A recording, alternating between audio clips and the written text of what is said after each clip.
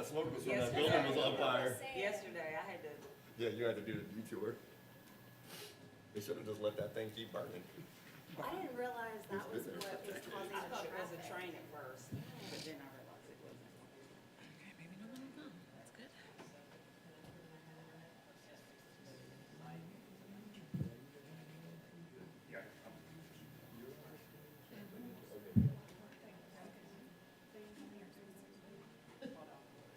All the green sheets got moved back there.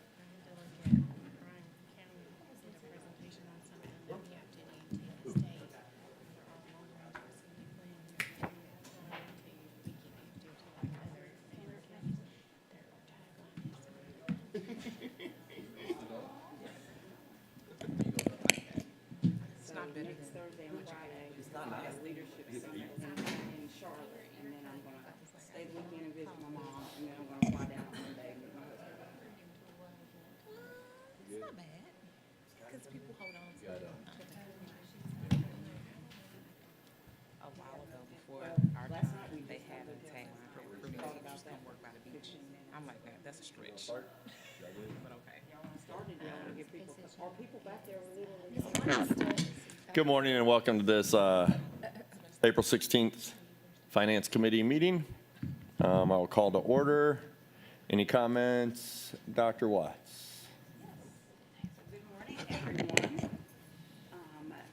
In any organization, especially one entrusted with public resources, fiscal responsibility is not just a duty, but it should be a promise, and it's a promise that we are making and we intend to keep. It's a promise to our stakeholders that we manage every dollar with intention, accountability, and transparency.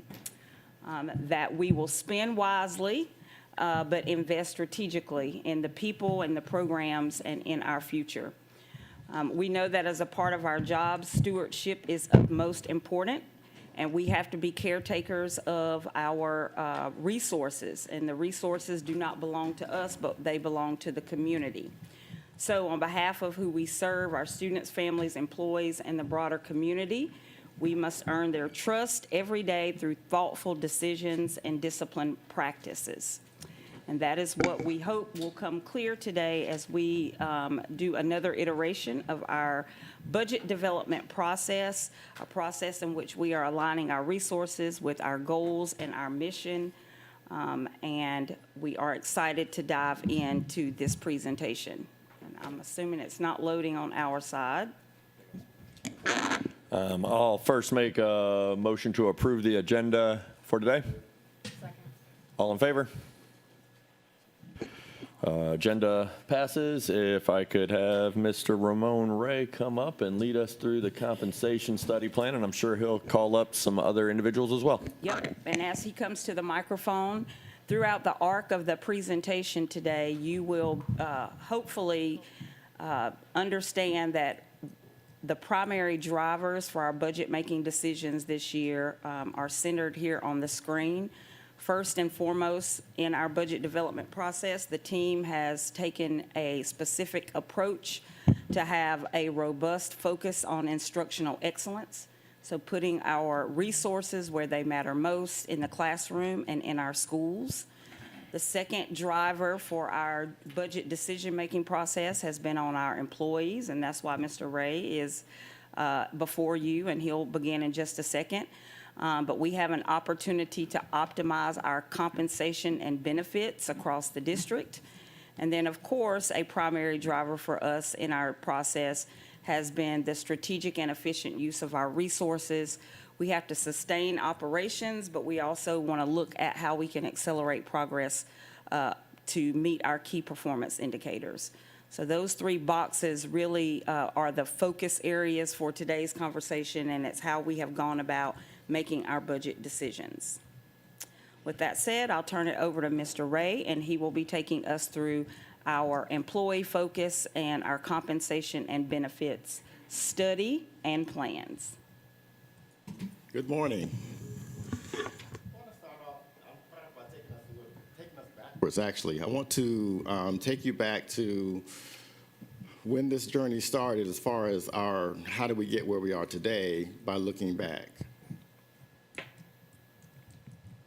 In 2016, as we were coming out of many frozen steps and other economic things that impacted employees, we were experiencing a need to have a plan that was 5 years forward. So in 2016, we had a workforce comprehensive pay plan to kind of address the issues that we had at that time, which were one of the big issues was the fact that we were having hourly staff being brought in at a 5-to-1, 5 years experience for every one step.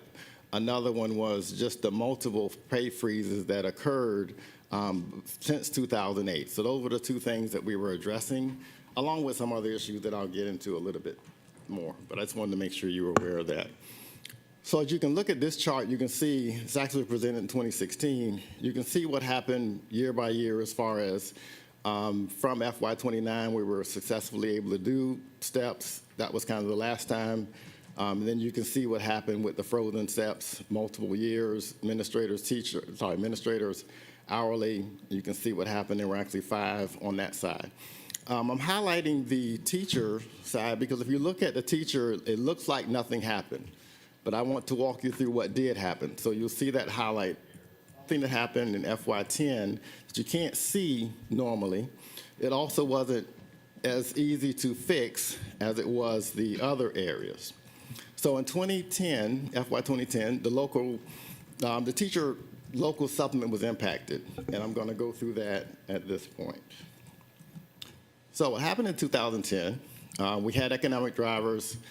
The board directive at that time was that no employee would receive a pay increase. So in prior years, Georgia law says that every teacher has to receive a step increase. So think about that. Board, had the edict to make sure that nobody received a pay increase. However, state law says every teacher certified has to have a step increase. To accomplish that, we ended up issuing a step increase, however, offsetting that change in pay by decreasing the local supplement. Because it was not a percentage or not a number, it was inequitable because the scale was already inequitable. So maybe in one area, a teacher might have not received $500 the next year. Maybe there's another teacher on the scale that would have been $1,000 that same year. So it wasn't about a percentage, it was just about making sure that teachers did not receive a pay increase the next year. Showing you on the, and to do that, it ended up allowing at that time about a $2 million budget savings. On the right side, you can see, just wanted to give you an example to walk through an SCCPSS teacher and a teacher in another district. So let's say they both, SCCPSS teacher earning $50,000. You have a teacher in another district in Georgia that's also earning $50,000. By the time you get FY10, that's when we had the directive to, have a pay increase but no, step increase but no pay increase. And we took the local supplement out. Comparable districts went a different route. They went with furlough days and modified work days. So in this other district I'm giving a comparison to, they may have worked 186 days for the same $50,000. Sorry, skip. So they might have worked 186 days for the same $50,000. But their original scale moved because now they were at 51,000 and they only paid them for 186 days, but their scale is really based on 190 at over 51,000. But they paid them for 186, so equivalently, they're making the same thing that year. Going into FY11, we now go back to giving a step increase, no impact on our local supplement. That neighboring district, that district that was already, you can see where that teacher was in FY11, what happened. Now that district restored the steps. Now they go back to 190, and they get a step increase. So now, that teacher's at 53, our teacher's at 51. They are at the same step, but now we're behind. Now we're behind statewide even further than we were throughout. This impacts new teachers because everybody's coming in because now what we have is behind everybody else because of what we did to impact the scale. That's significant because that impacts where we are today. So just giving you what we're trying to, yes. I know it's hard to grasp that, yes. Before I forget, I was caught up in this back in 2008-9, And the dilemma was 25 years, not having 25 years in Chatham County, so I never qualified for the increase. So did you all ever change that? That is actually something that stops now you were at 19 at that time. Now we moved up to 22. Actually, in the plan currently is to eliminate that. We want to eliminate that with this particular plan that you will hear from Evergreen, is to eliminate that so that any teacher coming from outside will no longer have a limit. It'll just be the max that we have now of getting to 26. So that is something that we're finally getting to, yes. I do want to go back just a second and show you those frozen steps. So we were able to, it was easy again to restore steps because, you know, if I want to say there was a custodian at some elementary school, that person didn't have 5 steps, we were able to give that person 5 steps over time. Much more difficult to deal with a teacher scale because it wasn't a consistent, it was just an edict of make sure the person doesn't get a pay increase. So just a little bit different. So what we tried to do at that time, because we knew there was the local supplement issues that were compounded by that. There was a 3% to 11% at the time. We were trying every year, and we had a 5-year plan to try to address that. The problem is every year what happens is you have competing issues when you try to have these budget discussions, and so we couldn't maintain that momentum. It was good in the start, but then we kind of lost it as we moved. We ended up, you know, incentive for content errors, objective 2, that's just going to continue. We're not going to, I think, ever get to that point. We're always going to have those critical errors. But we were able to accomplish number 4 by restoring all frozen steps for all impacted employees. And we were able to, except for, to some degree, teachers. But again, that's not something we can codify as easily because it was about a dollar amount. But we were able to restore steps, per se, for all teachers. And then we were able to move 5 to 1 and 2 to 1 in 2021 for all hourly staff. The barriers, you know, over time we had multiple increases in state health, as you know, classified, certified. We also had, one year we had an increase in state pay that was a percentage base, which is actually better for us than those increases that are 3,000, 2,500, 2,000, because when it's a percentage that's equal. So if there's a teacher that's making 75,000, 2% increase gets you a number that's relevant to them. When you use a number like 2,000 or 3,000 and you're giving that to a teacher that's making 50, that teacher that's 75,000, their percentage is higher. So what we've had to do, this is why we've had our 5% or other percent COLA increases, we've had to do that. So in other words, we've had to give that teacher $3,800. Otherwise, we would have exacerbated our scale. If we just went what the governor wanted, 3,000, 2,000, whatever, we would have caused salary compression even worse. But as a district, you supported those COLA increases that allowed us to be able to continue to keep that, even though the scale was off, but not have more salary compression. So as a board, you allowed us to do that over time, which is kind of, you know, decrease where we would have been today if you had not supported those other moves in the past. So we certainly appreciate that side of it. Teacher retirement system has been having increases, and of course the COVID-19. So all of those things have been barriers from year to year to keep us from maintaining that momentum that we had. But again, if you try to, it's just hard to maintain something if you're going to try to do it over 5 years or do it in a plan. So that's kind of, but we were able to make a lot of accomplishments. Monumental for some, life-changing. We had a lot of stories of employees that, you know, we actually moved them from one financial status to another just by having that 2-to-1 change. So, and then restoring the steps created equity because what was happening was we were hiring people outside with higher steps than people that came inside. And so you can imagine what I was experiencing in 2008, 2009, those things where employees were upset all the way into the 2016, 2017 until we were able to fix that. So yes, a lot of movement, but still a lot of work to go. As you can see, we're still working on 1 and 3. It's kind of what we've been doing since 2016. As you can tell with time, next year will be 10 years since I made that presentation, and we've had that progress. We were at the time trying to look to be the 8th largest among our peers as far as teachers, and the 10th For other positions, still making that progress, still trying to get to that goal of being the 10th largest, 10th in pay as it relates to other districts and 8th in pay as it relates to teachers throughout the state of Georgia as well. We have expanded promotional options to some degree. We've expanded the ability to have different layers. So we have more layers of opportunities for employees that did not exist certainly 10 years ago that we have today. We want to get to a point of recognizing degree and industry certifications. That's always been a goal, even back in 2016. It's just something we still haven't been able to do yet, but that is something that is, an aspiration that we still have to be able to do that going forward as well. Don't want to have you forget kind of what we do. I will say that the Aflac life insurance 10 years ago when we started this, we were only doing $10,000 for the employee.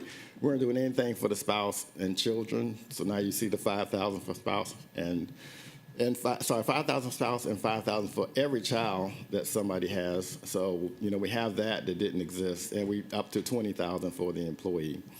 Another thing that we have that wasn't there, you can see we have a MetLife Legal now. We actually have a term life up to 100 and age 120, I believe. That's not on here, but we also have that now, so it's portable. So that's one of the things that we always have employees that leave say, well, I wish I had a life insurance that I could carry. Well, the plans that we currently had didn't have that. We have a new plan through Aflac that does allow you to carry it, and it goes through age 120. So keep that in mind. So that is something that's very valuable for employees that leave, because if you get that insurance, particularly if you get it at young or whatever, you can, as long as you're paying that premium, and everybody knows when you get older, the older we get, the harder it is to get life insurance. So they're able to get it while they're an employee, and it's portable, and it will go through age 120. So that's something that I'm proud of that we've able to accomplish, because I think that's something that'll be helpful for all of our employees as they transition to retirement, and then at least they wouldn't have that worry if they were able to get the get the life insurance while they were an employee. Future context. Wanted to, as we were going through all this, Dr. Watts came in, and we were, as superintendent, we had these discussions about, well, where were we? Dr. Watts was interested in this past. Where did we go? What did we do in the past? And then what were some of the things that we still needed to do? She also saw that through the listen and learn. She heard that from employees as well. And so the decision was to contract out the compensation analysis, compensation study. Evergreen was selected as that vendor. And so Evergreen started that solution, started that process in December 2023. And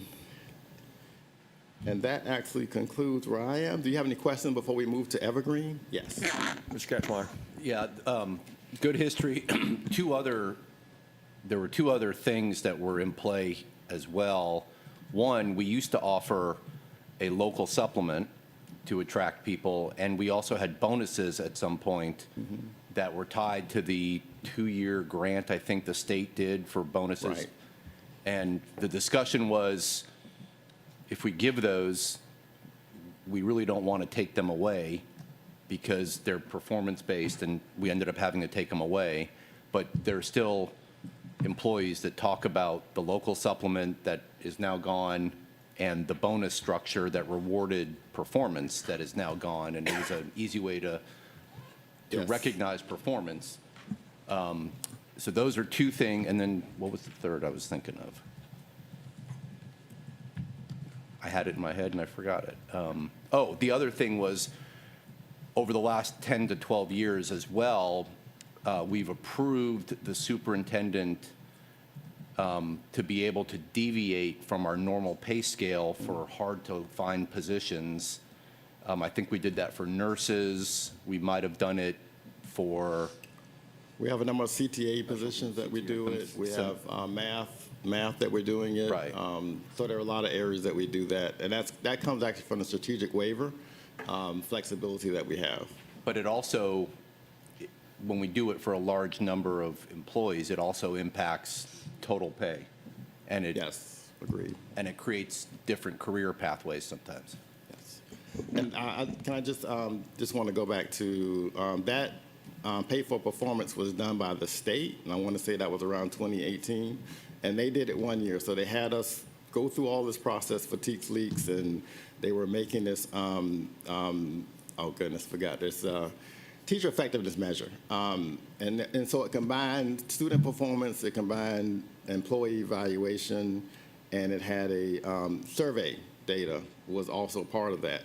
They did that 1 year and they disbanded it. And so part of why, so even though it came from us paying them, it wasn't a district initiative. It was funneled from the state down to the teachers. And so it stopped, but it stopped because of the state. And we have been trying to have those discussions. I know Dr. Watts is very keenly interested in doing that. We have many discussions on that. And that is still something, a goal that we have to be able to do that for sure. Ms. Grabowski? On the life insurance, Yes. do they have to be vested for a certain number of years before they can take that with them, or can they? No, is so it- whenever we have a new plan, it goes for every employee. But yes, if you wait and you try to get it the next year, you're going to have a medical because basically the insurance company want to know why didn't you get it last year? Why are you interested in getting it this year? But if you're a new employee or when we first have it go out, every employee can access it. There's not really any type of medical or any other check. But yes, Sorry. If you leave the district, Yeah. do you have to work for the district a certain No. number of years before I'm you sorry, can take no. that policy? No, with it's you? all portable. That LAFLAC one, that's really the new one. The other ones ended when you were employed. So the other ones when your employment ends, the current ones that we have. But the AFLAC one that goes to age 120, no, that is portable. So you leave, it doesn't matter what you do, as long as you're paying those monthly premiums, you stay until 120, age 120. The premise of my question, is there an opportunity to use that as a retention tool? We are, Okay. yes. That is like I said, it just started this year, and it's something that we'll be promoting more. We certainly had it open enrollment last year. Not sure the number of employees that signed up for it. I know a lot did, but we can certainly continue to promote and to have employees understand the difference between the other plan and this portable plan that they can take once they or resign or whenever. It's whenever they leave, they're able to take it and Right, it's but if they portable. can take it in a year, that's not much of a retention tool. But if they have to work for the district for No, 5 they years. don't have to work for this. There's no time limit to work for the district. They're immediately eligible to get it. She doesn't I retain know, it. what I'm She trying to wants them to ask, have could to we, get vested could we so they structure can it stick around. as a retention tool? Yeah. Sorry. Maybe I need more coffee. It's a nice. Well, remember, this is not anything. It's not anything we're paying as a district. This is all the employee. So it's the employee. We're not paying anything in the district. The other thing that happens with life insurance is you have these age things. So if we were to hold it, it could cost the person more a year from now than does right now. Yeah, no, I don't mean to hold the benefit from the employee. It's okay. We can talk offline so I can get an understanding. Mr. We'll Ray, talk this offline. isn't retroactive, is it? This Reverend isn't Smith? retroactive, is it? It's all just jumping in. No, it's the time that we started. They ain't raising hands today. The classroom management is already lost. It'll be 22 minutes into the lesson. I didn't want to lose Denise. Reverend Smith has the mic. I Testing didn't 1 wanna 2, lose testing Denise. 1 2 3. So it appears that this is more of a recruitment tool than a retention tool. Correct. Gotcha. Correct. Gotcha. It's more recruitment, and it's also more, again, our employees leave, and this is about, I get we're talking about retaining, but I'm thinking of the holistic human resource side of hearing so many retirees when they leave saying, I wish I could have carried this when I left. Makes They're going sense. to leave anyway. We're just trying to make it where there's something that they have now of value. I don't think it's going to encourage anybody to leave sooner. Gotcha. It's not. But it will at least give them some security blanket that they can have at a low rate in the district that they can carry and still, when they're 80 or 90 years old, still have the rate they were paying when they were 20, 30, 40 years old. Dr. Howard Hall, and then Ms. Campbell. Right, just for a little historical feedback regarding what Mr. Cashmore mentioned about the sign-on bonuses. Remember back during the time we had the turnaround schools? Yes. In Title I and the federal, we received federal funds for those sign-on bonuses as well. That's true. And yes, you're correct. Ms. Campbell? So this may be something that was discussed before I was on the board, but just so that I have a little understanding, ma'am. I love the recognizing degrees, industry certifications relevant as a nurse. If I wanted to teach a health class, but I wasn't a teacher per se, I didn't go to school for it. Is that what we're talking about? No, well, it could be that you have a, If I have a type- bachelor's in biology, it's, on the teaching side, there are endorsements. So teaching sides have endorsements. There's not really a pay related to increasing on the endorsement side, but as they get a master's degree or other type of degrees, as they're getting certification on the teacher side, you can see those increases. They actually come to the board all the time when you'll see these certification upgrades. right? On the classified and other sides, there's not really something if somebody, for example, gets a ASC certification, that's a mechanic, or their networking certification in the networking industry, or in HR, if I'm a SHRM certification, or in finance, they have finance certifications. The nurses are different because we do pay the nurses based on their LPN, RN, ASN, but they're probably the only group that we do that. We want to do that more for others. We just need to be able to codify the value of it. It's easier to tell the value of an LPN versus an RN. It's a lot less to tell the value between, somebody who has this type of certification versus another. So it's going to take us some work, but it's just that next step of being able to honor those type things and get additional pay for additional. Campus Police has a lot. They got a lot of things that happen in their area where they're going off to these trainings, and those trainings are valuable. We have the same thing with HVAC and maintenance. You might have an HVAC certification to do train the company or carrier. Is that to have a value versus somebody who doesn't have that train or carrier type? So those are the type things that we're talking about when we say those licenses, being able to pay those employees that have this skill that they brought that's unique, that can be valued. I think that's kind of where we're getting to. How do we value those certifications? Gotcha. Thank you. Before I turn it over to Ms. Crumpler, I just wanted to say thank you to Ms. Hall and to probably Mr. Catchmark, because they've been on the board the longest and had to come out of some of these issues. And I know Ms. Hall has beaten the drum until it broke for the 2-to-1. So thank you for that. Thank you for getting the rest of the board to come alongside of you, but I know that was one of your big initiatives, so I just wanted to thank you for that. And then I think if there are yes, Mr. Catchmark. Well, one comment on that. The history shows that we've made ad hoc decisions on a yearly basis, basically. And I know back in 2015 or 16, Ms. Hall and I pushed for a multi-year plan, Yes. which we first implemented. But the other key component, which we haven't done, is we've also suggested many times, we adopt a policy that says True. every year we will be in the top 10% of pay and benefits, et cetera. And then the budget each year, those numbers are set based on policy, and the board has to then affirmatively decide to deviate from that. Instead, what we do is we start at zero, and then we fret about the $2,000 the governor is awarding to all teachers and decide we need to award that to everybody and also gross it up so they're getting that net. And then suddenly it's a $14 million budget adjustment, and we have to decide between that and cutting middle school band or whatever. So instead of going through that process year after year after year, I'll say again, let's consider a policy that says our goal as a district from a policy perspective is to remain competitive from a recruitment and retention. And so we always want to be in the top 10% or 15% or whatever it is. And that's the default, and we adjust from there. And it's subtle, but what it does is it keeps us on track so we're not making these ad hoc adjustments, and we don't have people leaving year to year because suddenly we're in the top 50% and the county next door is paying more. I'll say that this discussion and the work that we've had done from Evergreen, and they're on their way up, we know we need a new comprehensive 5-year plan. So all of the feedback, what we're learning through our work with Evergreen is going to help us reset not only with a plan, but with the policies that align to that. So. Ms. Hall and then Dr. Howard Hall. Mr. Ray, I've often asked about college achievement as being a reason to get an increase in pay.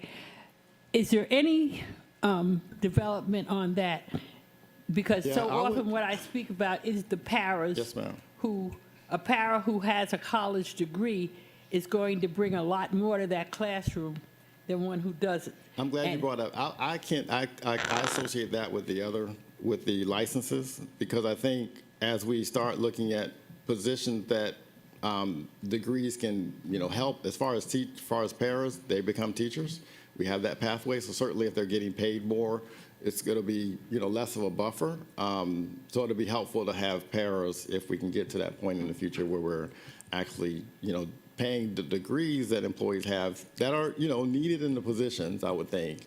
And I think a para could be one that could be argued with for that, yes. Yes, my question is similar with certified versus classified.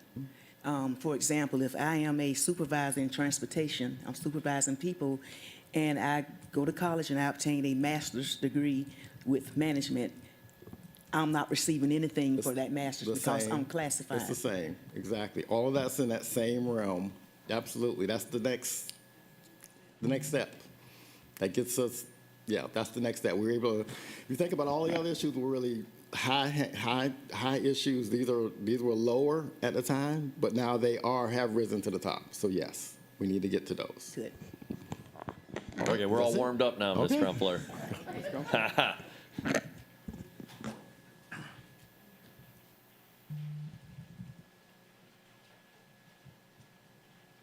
Ms. Crumpler, would you rather us hold questions or ask questions as you move along?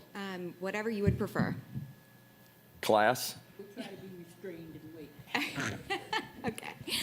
Well, good morning. My name is Allie Crumpler. I am a senior consultant with Evergreen Solutions, and I have Kristen Fitzpatrick joining me via telephone. She has been the main point of contact on your study thus far. But we are excited to present the results of Phase 2 of our classification and compensation study. Phase 2 was regarding your certified staff. If you recall, I was here in August of last year to present Phase 1 of your study, which was concerning your classified staff. So an agenda for you today, we'll talk about our study goals. So why do a classification and compensation study? We'll talk about the internal and external reviews, or what Evergreen has been doing as a part of this study. We'll discuss our subsequent recommendations as a result of our analysis. Next steps for Evergreen in conjunction with the district, and then I'll be able to answer any questions that you may have. So why do a classification and compensation study? So I know you're all well aware that your greatest asset is your employees, and so we want to make sure that you're in a place to recruit and retain your top-tier talent. For that, we completed an internal review, which involved reviewing your current classification and compensation system for your certified staff to ensure internal equity. As a part of our internal review, we completed an assessment of current conditions, or an AOCC, an employee outreach phase, and then job assessment tools, or JATs, and we'll go over each of those in more detail shortly. We also completed an external review, which involves surveying your peer organizations, so school districts around you, to check on your external equity to see if you're paying your certified positions competitively within your market. And then combining those two factors, we're producing recommendations to provide the district with a system that addresses disparities and is competitive both internally and externally for your certified employees. Starting with that internal review, we were able to complete what's called an assessment of current conditions, or AOCC.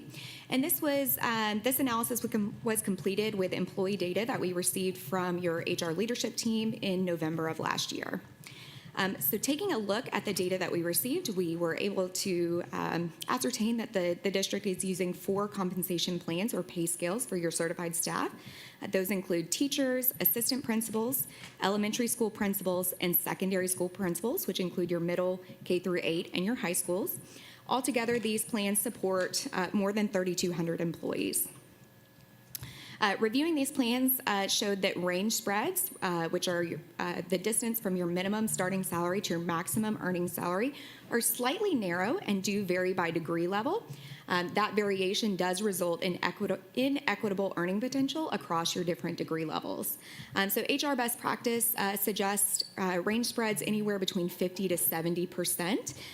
Your current range spreads are between averaging roughly 38 to 49% across your different degree levels.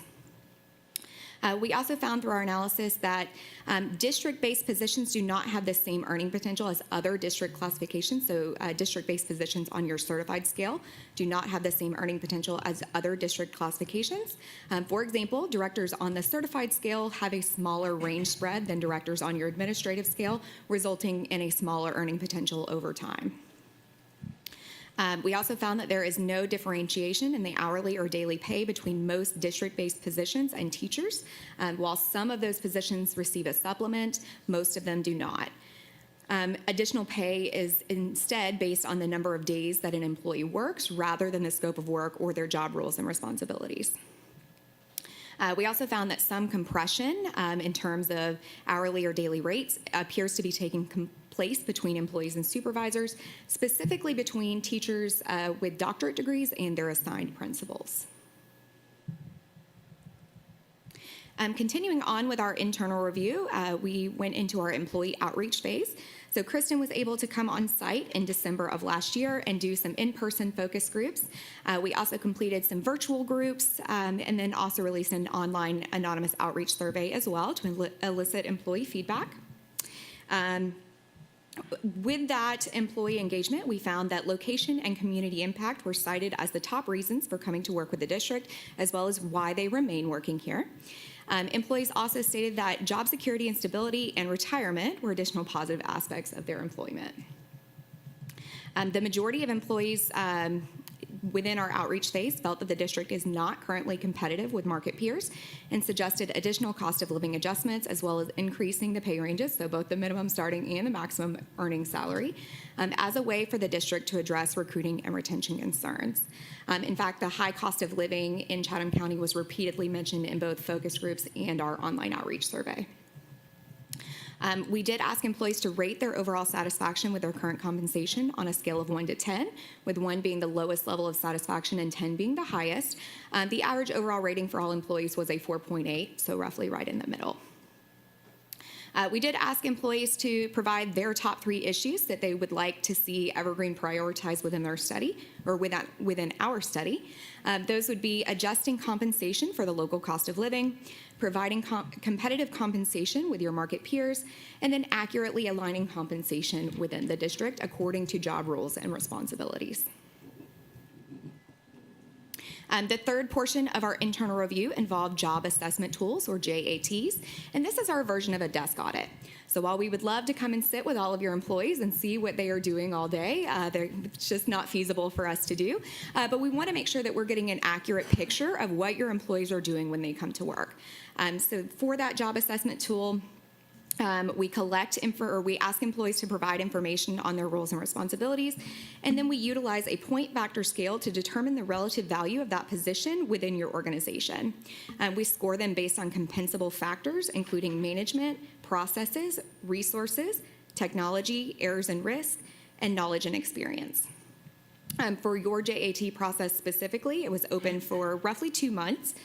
So employees had 5 weeks to complete their assessments, and then supervisors were given 4 weeks to review those assessments. For your participation, employee completion was roughly 49%, and then of that 49%, roughly 55% were reviewed by supervisors. Based on our analysis of that data that was collected, we did find inconsistent titles among some of your positions, specifically between those classified as specialist, coordinator, and project manager or program manager. So what we mean by that is even though they may be called the same thing, so they may all be called coordinators, they are performing very different roles and responsibilities. And then based on that point factor analysis, we also found that some positions on your teacher scale do appear to be currently undervalued relative to their scope of responsibilities, which extend beyond the expectations typically associated with a standard certified teaching position. We next moved into our external review, which included our market survey. So the purpose of our market survey is to maintain a check on your whether or not you are paying competitively for your certified positions in relation to your market peers. And I want to stress here that we are looking at pay ranges, not individual employee salaries. So we're looking at what the published pay range for your position is in comparison with that of your market peers. And this allows us to identify and address any inconsistencies or disparities in pay across similar positions.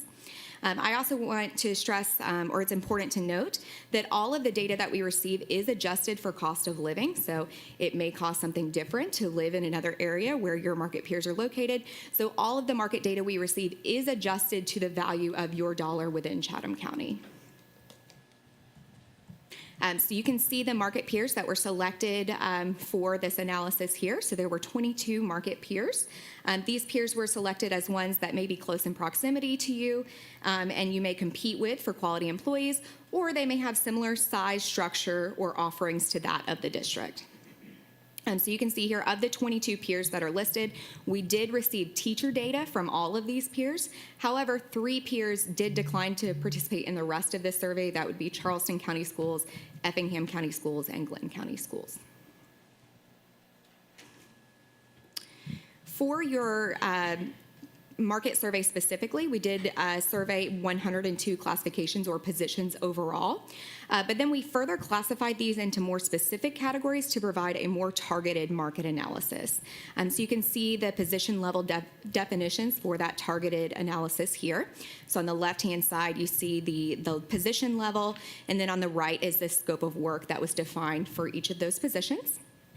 So we have your certified positions, school-based specialists, academic coaches, certified professionals, district-based specialists, coordinators, assistant principals, principals, directors with a teacher certification, directors with a principal certification, and then school support officers. So taking a look at how these positions fell within your market analysis, this is looking at the 50th percentile of your market. So if you think of it as a bell curve, 50th percentile would put you right in the middle of that bell curve. So half of your peers would be paying less than you, half of your peers would be paying more than you. Looking at this bar chart here, any bars that are pointing up would indicate that those positions would be above market on average at the 50th percentile. Any bars pointing down would indicate that they are below market on average at the 50th percentile.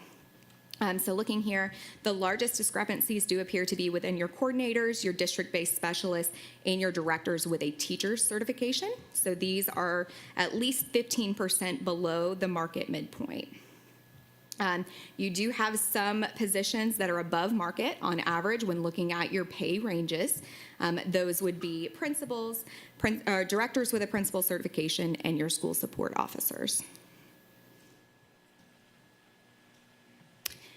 As part of that market analysis, we also took a look at your stipends and your contract days. So for your academic and your performing arts stipends, so examples of those would be band, yearbook, or department head. The district is approximately 111.1% below on average. And I know that sounds like a large number, but let me give you an example of that. So the district may be currently paying $500 for a stipend. If your peer average is $1,000, then that would be 100% difference. So if we're looking at smaller numbers, those percentages may be larger. If that makes sense. Looking at your athletic stipends, you're in a somewhat better position. So in comparison to your market peers, your athletic stipends are approximately 12.3% below on average. We also took a look at your contract days. So for your 12-month employees, currently work 250 days. Your peer average was 240 days. But overall, taking a look at your 10, 11, and 12-month employees, peers do appear to work on average the same number of days as SCC PSS. So taking all of that analysis into account, we do have some recommendations for you all. So in terms of our your classification system, our recommendations would be to define your classification levels and reclassify positions accordingly, and also to create a clear career path or leadership track for both school-based and district-based positions. Additionally, we would recommend that the district update job descriptions based on information learned from the job assessment phase, and that is something that Evergreen is helping the district to do currently. In terms of compensation, our recommendations would be to adopt a compensation structure that allows for differentiated pay based on classification level and to adjust flat rate stipend amounts to align with the market. We would also recommend that the district transition employee salaries into the proposed plan using a method that aligns with your already established compensation philosophy. We would recommend that the district continue to conduct small-scale salary surveys as needed to assess the market competitiveness of classifications with recruitment or retention issues. So positions that are especially hard to fill or have a lot of turnover, just maintaining a check on that market and making adjustments to pay ranges as necessary. And then conducting a more comprehensive classification and compensation study, so as we're doing here, every 3 to 5 years as market conditions are warranted and as your budget allows. Finally, we would recommend that the district continue to review and revise compensation policies and practices to ensure consistency amongst all your employee groups. So I'm going to go through a little bit of that in more detail. So we did propose a classification structure and a leadership track for both school-based and district-based positions. So what we're looking at here is a proposed classification structure for your school-based leadership track. So on the left here, you see the classification and then key responsibilities outlined on the right. So for a school-based leadership track, we would recommend a teacher move to either an academic coach or a dean of students, then to an assistant principal, and then to school support officer. And you see that outlined here. For your district-based leadership track, we would recommend a teacher move either to an academic coach or to a school-based specialist, then to a district-based specialist, to a coordinator 1 that may oversee a specific program or initiative but does not supervise employees, coordinator 2, which does supervise employees, and then to a director level. And you can see that outlined here as well.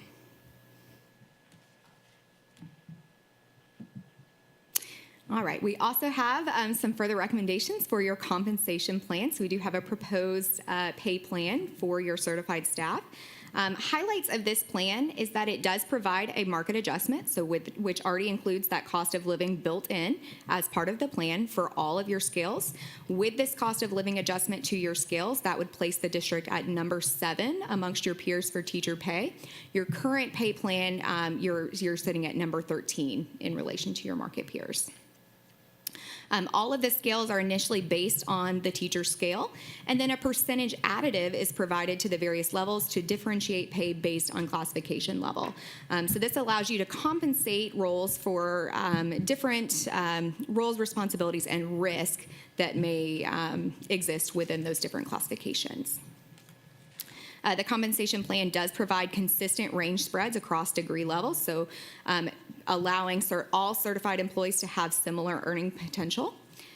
It allows for more consistent increases between steps, and then also includes a built-in retention increase every 4 to 5 steps. So as your certified employees hit those milestone years, there's a little bit of an increase for those retention purposes.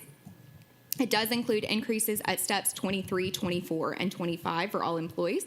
So those were previously frozen within your scales. So we've added those steps back in and provides 26 steps for your principals as well. And then it decreases your overall employee to supervisor compression by approximately 35%. So if you recall, within our assessment of current conditions, I mentioned that that was an issue that we noted. So we were able to address that as much as we could within the proposed plan. So taking a look at the proposed certified pay scales. So on the left, you see the current scale that is in place. And you'll notice with those current range spreads, again, that they differ across degree levels, which translates to inequitable earning potential. On the right is our proposed plan. You can see that we have created common range spreads for all positions with the exception of BT4, which is set by the state. However, with BT4, we did ensure that there is a 0.5% increase between each step. And these are based on the daily rate for employees.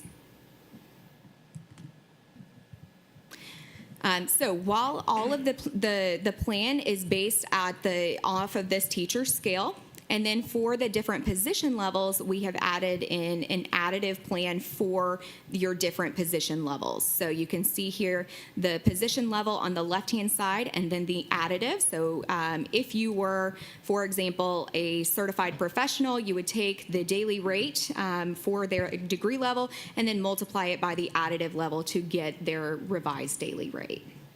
The asterisks there for directors and above. The additive would be applied to the master's level and above only, and then there's an additional percentage that would be applied for higher degrees. So an ed specialist degree at director level and above would receive an additional 8%, and then a PhD level would receive 14%. So let's walk through some examples here of how that math would translate into an actual employee. So, and these are hypothetical examples. For this example, we're looking at a district-based specialist with a master's degree. So that would place them within T5 on the teacher scale. And hypothetically, we're assuming that this would be step 5 for this employee. That would give them a daily rate of $333.35. Since they are a district-based specialist, that additive would be 1.10, so we would multiply that daily rate by 1.10 to get $366.68. And then we're multiplying by the number of contract days, so the district-based specialist works 220 days. That would give us a total annual salary of $80,670.70. So on the right-hand side, you can see the step plan built out for your T5 scale. So you can see this step increases with your larger retention steps built in for those milestone years. One additional example would be a director with an ed specialist degree. So again, they would be placed on pay scale T5, hypothetically step 5. So again, $333.35. The additive for your director level would be 1.25, so multiplying that daily rate would give us $416.69.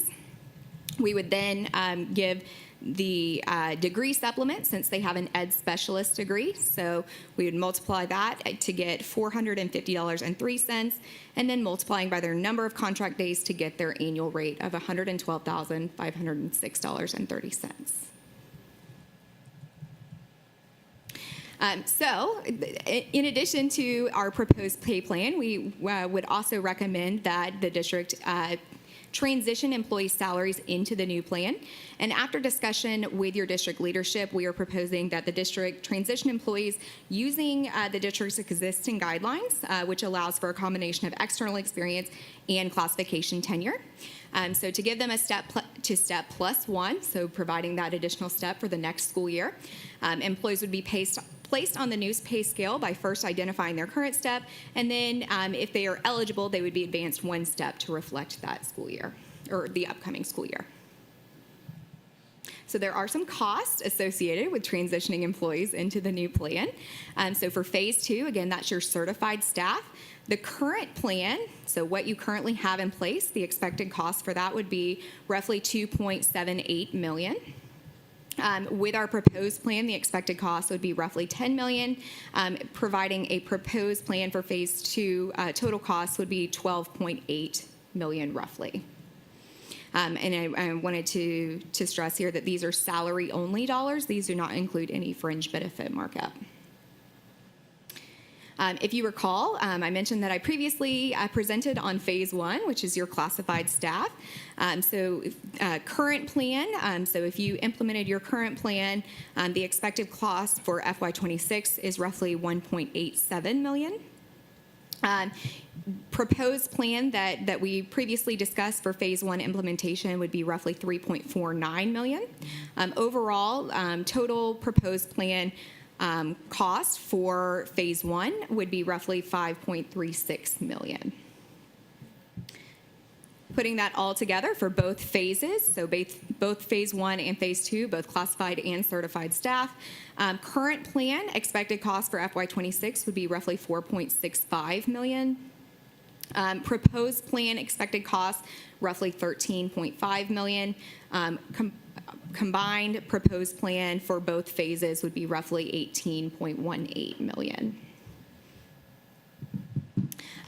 Finally, the next step for Evergreen in conjunction with the district would be to update your job descriptions utilizing that JAT information. So if you recall, I mentioned that we collected information on the roles and responsibilities for all of your employees.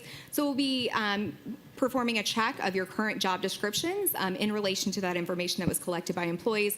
If there's any shift within the roles and responsibilities for a position, we'll be updating those job descriptions accordingly. And any questions for either me or for Kristen? Ms. Hall, and then Mr. Moss, and then Dr. Harlow. Thank you for this report. I have a couple questions that aren't directly attached to this. We heard from a charter school principal the other day that they are trying to have all of their teachers become gifted endorsed. To me, that's something that we as the mothership would greatly benefit from.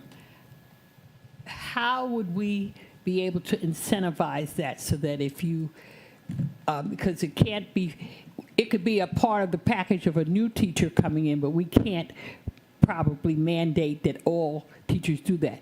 So how do you do an incentive to make me as a teacher want to go and become gifted endorsed? That's the first part of my question. And the other part, right now, the only way to make more money is to come out of the classroom. We have some brilliant teachers who don't necessarily have the skills of a principal. They're very different. Right. And yet, the way we have things structured, if you want to grow your salary, you have to, the further you get away from the children, almost, the more money you're going to get. Is there any way to change that? Oh, We have a plan for that. We're just not quite ready to do that yet. oh, But okay. I definitely agree. We align on this every time you talk about it. But it requires some change management, and we have to put some foundational things in place. I'm hoping to get started on that work in the next year or so. But yes, Oh. there is a way to do that. Okay, all right. So then the only question would be, how do we incentivize within your pay structure so that teachers will want to get that gifted endorsement? Yes, I think that's something from an administrative standpoint, Ms. Hall, that we could do. We've incentivized in the past teachers to get, when we needed, on the special ed side, we needed teachers to get their content areas, and we incentivized them by making sure whenever I think it was, they passed the test and we gave them a reimbursement for it. But we certainly could do something a little bit more and to incentivize teachers to get that gifted endorsement in the school. Yeah, that's what I'm thinking, along the evergreen pay scale as opposed to what we currently, that's what I'm trying to find. What would be market Well, it could approved? be a stipend based for those teachers if you have the endorsement and are teaching in a gifted classroom setting to provide an additional stipend for that. Of course, that would be additional monies that would be added to your budget. So, Mr. Moss? Thank you very much.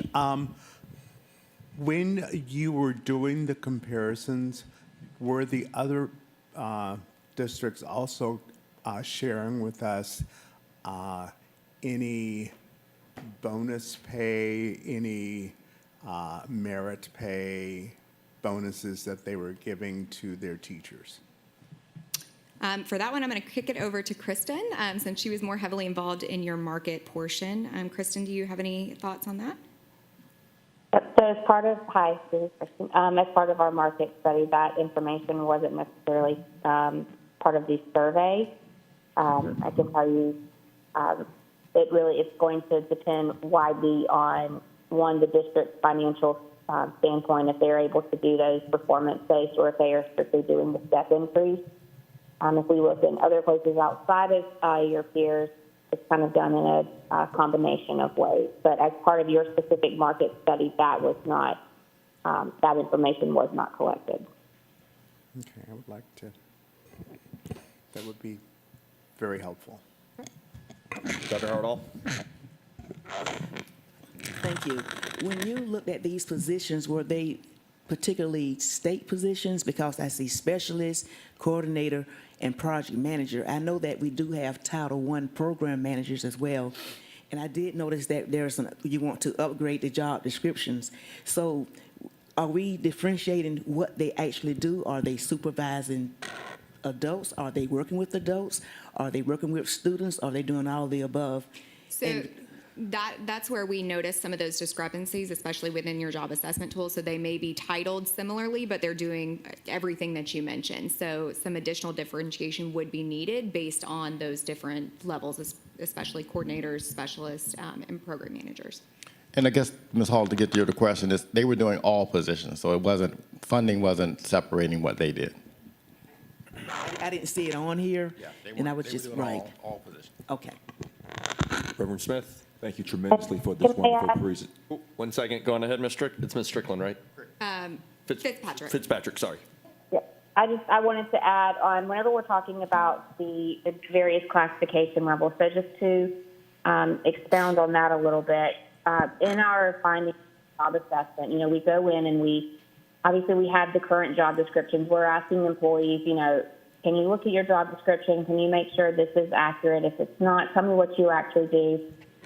But in that analysis, we noticed that there was no rhyme or reason to titles that were provided. So you had some coordinators that were actually what we would consider a specialist. You had some program managers that we would consider at a specialist level. And we defined these levels out for you.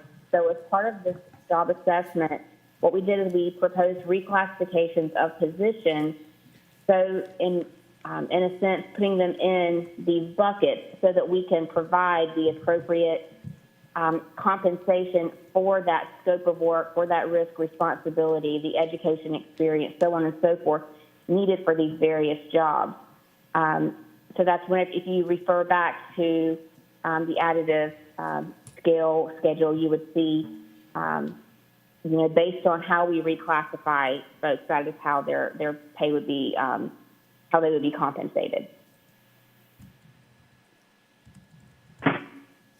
Okay, thank you so much for this presentation so far. I have a quick question for you. I believe that you said that you all did a survey, and the survey was centered around satisfaction of salaries. And you said that that was on a scale of 1 being poor and 10 being satisfied, correct? Right. And you said we fell at a 4.8. Yes. Correct.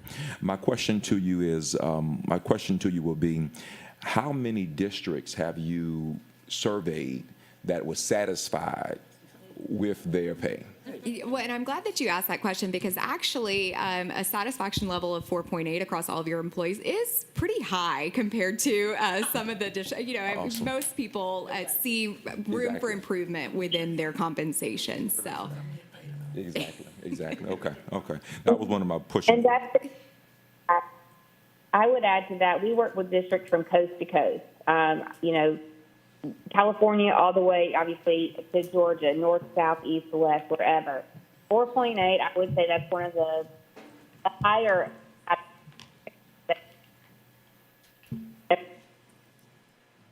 So kudos to you guys. I know you guys do a lot of work on ensuring that your employees are well compensated. But like I was said, most people didn't always look for improvement. But yes, I take you guys. Some of the initiatives for that's where you're that high. Ms. Grabowski? Thank you very much for the presentation. First, I definitely agree with what Ms. Hall said about keeping our teachers and the opportunities to keep teachers in the classroom. We can't wait to hear from Dr. Watts about what that looks like. For the pay based on job description rather than number of days, to me, that makes a lot more sense. So that's embedded within your recommendations, yes, correct? it is. Okay. So the positions, as Krista mentioned, are being realigned based on roles, responsibilities, and risk into those different position levels, and the additive is applied on top of that teacher scale. Okay, I just wanted to clarify. And then the additive or degree supplement percentage, is that comparable to what surrounding districts are offering for Yes, that as so well? that does place you, at that market competitive level at that 50th percentile. Okay. And then I was, I can expound on that if you'd like. okay. Okay, so with your, all of your, we first took, because all of your positions were primarily based on that teacher scale, we first adjusted your teacher scale to ensure that it is competitive with the market. And so at the current recommendations, that is putting you at or above your peers. We tried to account for some market movement. We know that, hey, everyone is more than likely adjusting their pay scales right now, so we wanted to try to account for some of that market movement in what we were putting forward. But yes, at every degree level, from your associate's degree to your doctorate degree, high school, however, T1 all the way to T7, that does can keep into your market peers, take their position into consideration. As far as your director and above positions, with that additional degree supplement, yes, same answer there. It is making sure that you guys are still competitive with your market peers. Okay, thank you. And then one of our market peers obviously is Effingham County as an adjacent county, but if I understood, they unfortunately did not participate in the Yes, so we were survey. only able to receive teacher data from Effingham County. Did you look just at like what their are you able to glean any data from like publicly available information, like job postings? Yes, so we were able to take into consideration everything that we were able to find online, Okay. and then what they were able to provide us, which was limited. Yep, So- okay, thank you. Okay, some of y'all got to wait because I want to talk too. So, Ms. Crumpler, thank you. On other counties, we were having a little sidebar. Thank you. In your list of those schools, I know those are the top 9 above us in size. So all of those were accounted for. Size-wise, were in the actual study and responded fully. So 13-7 would be wonderful. Are you able to click, I don't know if that has the full deck, but if we could go to like 25 was on my deck, the one that actually had, This one? keep going. Yeah, well, that's lovely, but keep going up. I wanted like the teacher director certifications where you had your nice bar graph that makes us sad. Yeah. Couple questions here. So on the far right, directors, principal certification. And you might not be able to answer this, but somebody should in this room. Are those principals or are those people outside of individual schools? These are all central office based. They're not in schools. Okay, so It's just that it's just that their pay is based on the principal scale. They're based on the because principal scale, but they're 208. What They're- Savannah Chatham County would consider 208. yes, Okay, that's fine. as a general statement, yes. Do we have ends associated with each one of these classifications? Like the number? Sorry, I'm using Dr. Hoskins Brown isn't here and I'm getting in. Like, what is it, like how many staff are in individuals are in each one of these buckets? Just so you have a grander scheme of like the massive director's teacher certification, which I'm guessing That's larger. is that a big N of people or not? I think- I don't need to know it right now, but that is Yeah, going to we make can get that to you. Yeah, we do have some that yeah. specific information data there that we can We can because get that to you. It's less. some of these might be 10 people and it looks really that's big what it and it's is. not going to cost as much to change, where some of Correct. them might be Right. very large pools of individuals. And then school support officers, RSOs, or Yeah, there are 4 now, but we have 1 vacancy. So there's 4 and 1 vacancy for them. so school support officers are another in school. What would you give it They that title? They supervise the principals. Okay. They're direct supervisor of Yep, principals. yep, yep. I'm just trying to put faces, names, that type of stuff to. And when you get Really to, great. actually, if you go to the next slide, no, right there, you can see some of them.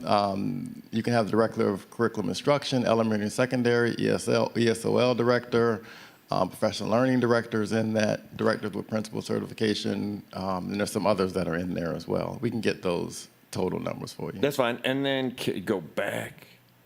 Thank you. The stipends, that big chunk, it would be interesting to know how much of that is actually the percentage on the next slide difference. Like, is it our steps?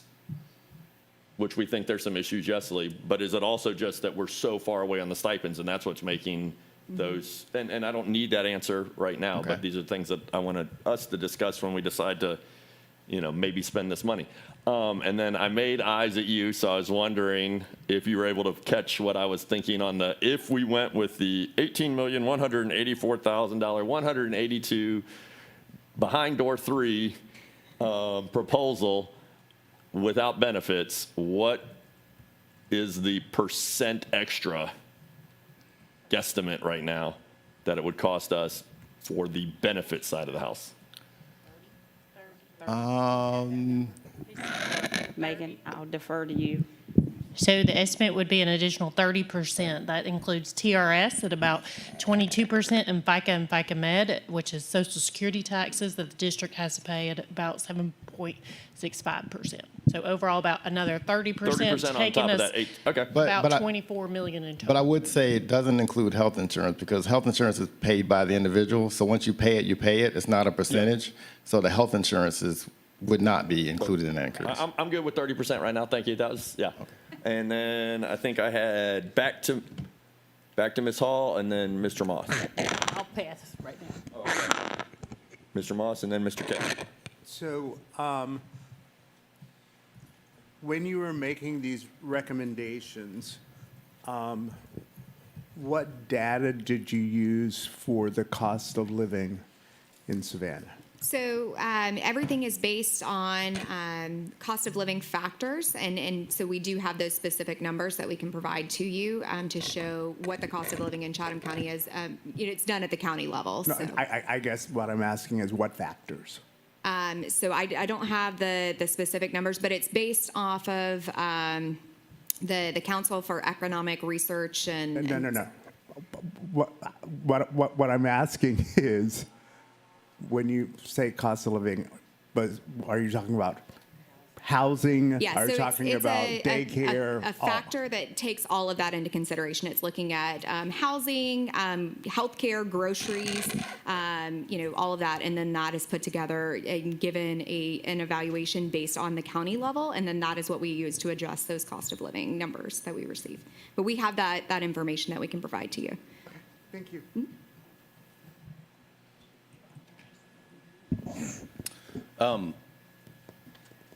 Dr. Bringman touched on this question a little bit, and if you answered it earlier, I apologize if I was distracted. During your study, you looked at comp issues. Do you also have available employment structure information? So for example, how do we compare to our market peers in terms of number of district-based specialists and school support officers and directors? There's a common theme over the last decade that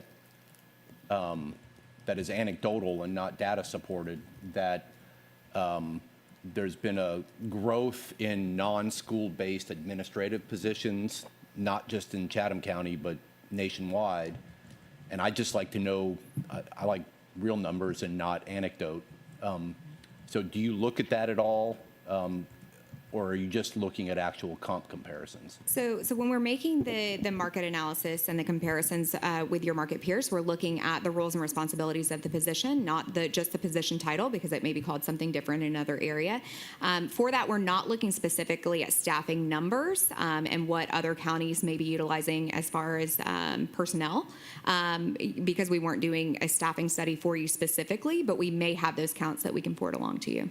I can take a But look. you have generalized data that you could share? Yes. Let me ask for that now. I think Kristen wants to answer that question. As far as a staffing study is a different type of study, so that was not within this scope of work.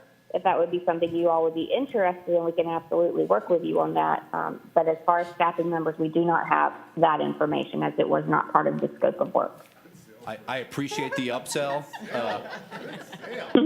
but to the extent you have readily available background data that you could share, I'd love to see it, and we can discuss the other later. I I think Ms. Grabowski and then Ms. Hall. Yeah, I just had one quick question I forgot to ask previously.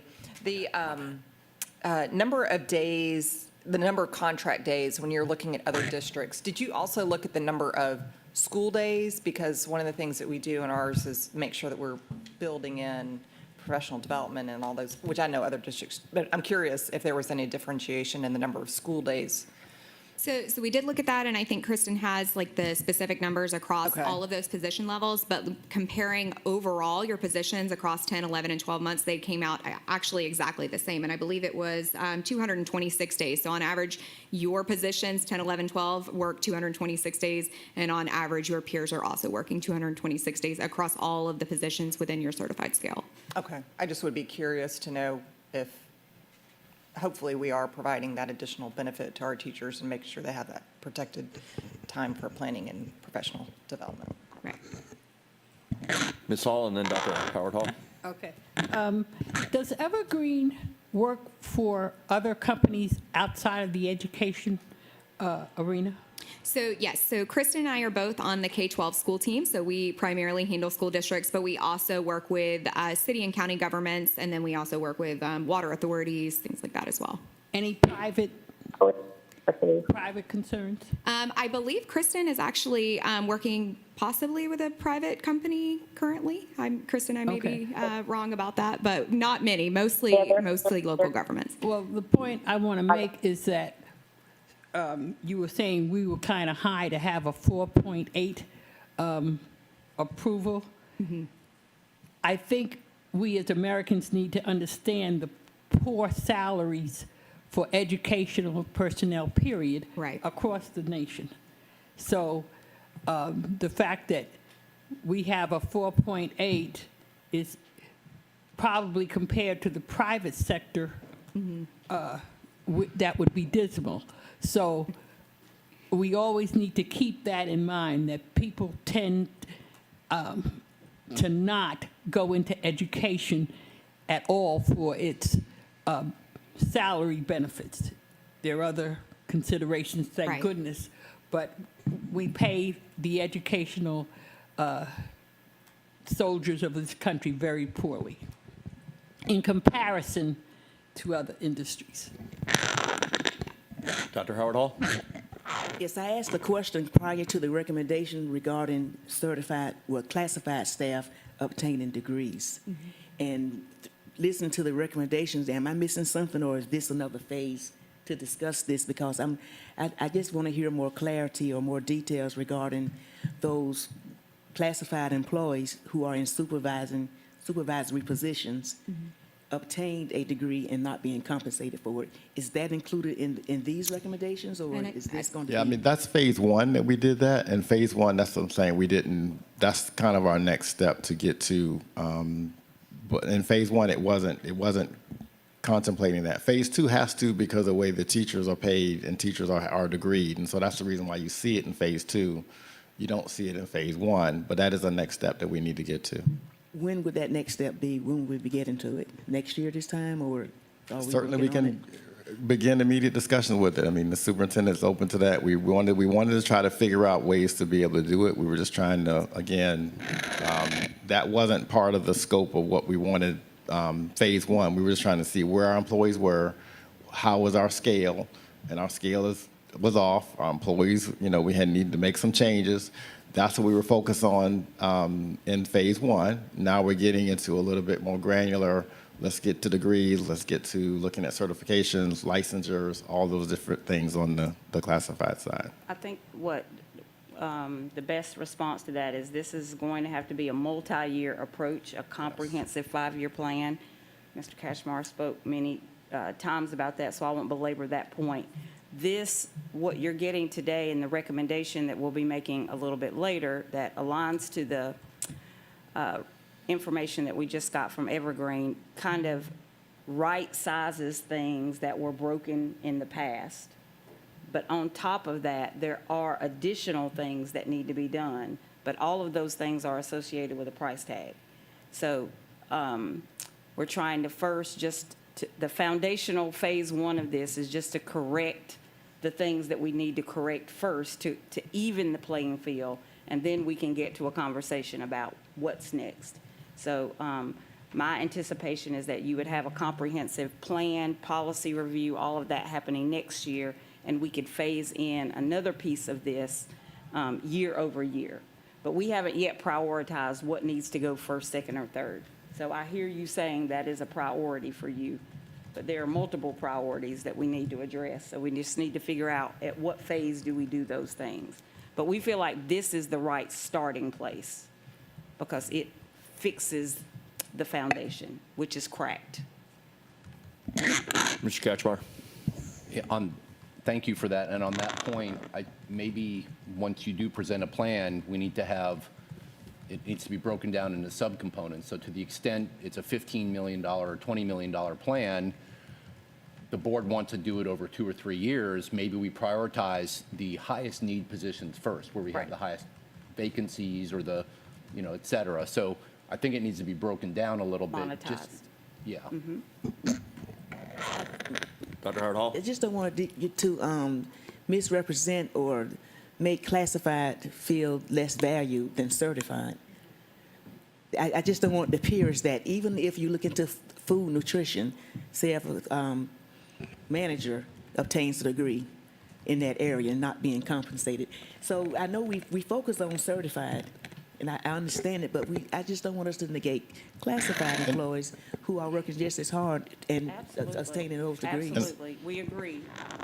That was actually, we looked at our classified employees in phase 1. Today, you're just hearing about phase 2. So when you combine both studies that Evergreen has done, it will fix the foundation for both, but then we have to do all the extra things that you're talking about. And just to make it super clear, back to those slides, you don't have to click back to them, but that nice graph you had. The recommendations in phase 2 would not increase the disproportionate levels on that far end. There's not going to be any movement in those positions that are already 20% above our peers. I'm just making it clear that we aren't just bumping everybody up for the sake of bumping everybody up, because there are some times when everybody just, oh, well, we've got some stuff, and they'll just bump everybody up to make everybody happy. Those positions are just going to be flat because they're already too bumped. Yes, okay, I wanted it out loud. That are required by state.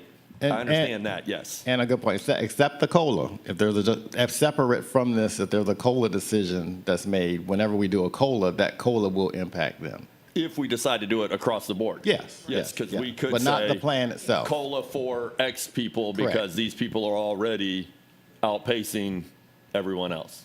Yes. I just love that we're talking about COLAs because as a state employee, we don't talk about them. Mr. Ketchmark. On that, I was just going to say, there's a difference between adjusting base comp and steps and COLAs. So we can freeze salaries because they're over market, but over market is not bad. If you're 1% over market or 99% over market all the time, maybe that's bad. But it's not fair to anyone to not give them a COLA, because then they're actually losing money every year. At least for keeping them level, I think that's fair. Can you tell that to all the state representatives for the higher ed system? I was elected for this job, not. But David, that does go back to my point about education, even our higher education, to sit there and not get basic benefits, it's a mark against the whole intellectual realm of industry. I think we also have to be careful. I agree that if people are already above market, we need to be thoughtful about how we apply some of these things. But at the same time, we don't want to create unintended consequences. When we froze pay earlier, down the road, that created issues. So we don't want to now do the same thing and disenfranchise another group of employees, and then we're right back in this same place. 3 to 5 completely years from understand, now. yes. Right, so we just need to be careful. And Mr. Ketchmark? Sorry, another point. I 100% agree with Ms. Hall's comments about undervaluing or underpaying public education. But when we talk about compensation, it shouldn't just be the base salary, because most private employers don't offer the same benefits that TRS might. And we pay into TRS, we pay into health insurance, we subsidize premiums there. So the whole package has to be looked at, not just the base salary. And I think part of that. Go, Ms. Grabowski. We Sorry. opened up another jar. Let's keep going. No. I We didn't think, have another budget workshop, did we, at 10? I do think that I do think it's important for us to compare ourselves to all the jobs that are out there and to be talking in those terms. I think other benefits are the amount of days worked and the time off that our employees get, which is, I think, a huge incentive, right? So when we're talking about working for the district or becoming a teacher, I think there are opportunities to be able to really elevate those benefits as well, particularly if we're talking, and again, when we're talking in comparison to the private sector, we need to look at all of the things and understand that your salary might be lower, but you're also working fewer days, because if we don't recognize those inconsistencies as a district, we set ourselves up for criticism. So we just need to make sure that we're being apples to Absolutely. apples. One of the things that we as a team has talked about, and we're going to deliver on this year, is to communicate better with our employees what the entire value proposition is. It is not just salary. There are other things, and I don't think personally we do a good job of really looking at the entire package. So we've talked about, at some point when the budget is approved, sending out a letter to employees that basically shares that. We can use it as a recruitment mechanism, but we as a district need to do a better job of communicating what that total value proposition is. If you noted, our employees said one of the best things about working here, which to me is not money, but it is a part of the value proposition, is stability, the retirement system, the location of the district. Those are all things. Working in a school district in Savannah is much different working in a school district in another county. There are many benefits to working here versus in other places. And we have to communicate that better to our employees. And right now, I don't think we do a good job doing that. People forget, and then another narrative gets told. We're going to end there, and I'm sorry for the extra 25 minutes that I took from you, President Moss.